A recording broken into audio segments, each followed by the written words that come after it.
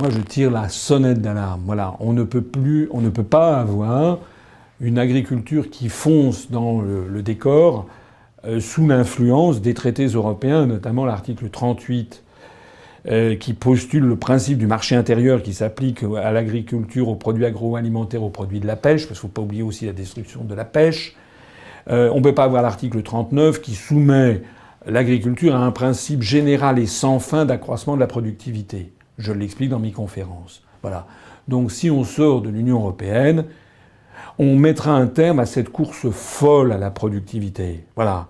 C'est-à-dire que on pourra évidemment, des entreprises d'agro-business pourront évidemment produire de l'agro-business, mais on donnera aussi la priorité à d'autres politiques, notamment des politiques de maintien d'une population en zone rurale. Moi, je ne veux pas que dans 10 ou 15 ans, il n'y ait plus que 40 000 agriculteurs en France. Voilà. J'ai même proposé qu'on remonte. Et je pense d'ailleurs qu'il y a un phénomène en ce moment de retour un petit peu à la terre. Pas énorme, mais si on pouvait remonter de 400 000 à 600 000, 700 000 agriculteurs au cours d'un quinquennat, ce serait bien.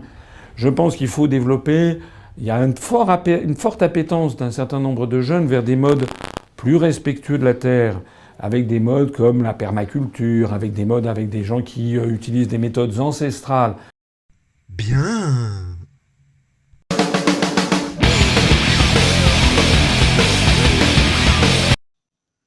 Quant à l'expression bizarre d'agroécologie, c'est le faux-nez d'une véritable obsession pour la destruction de notre puissance agricole qui serait remplacée par la possibilité donnée aux bobos d'aller faire leurs courses à la ferme dans le cadre des circuits courts.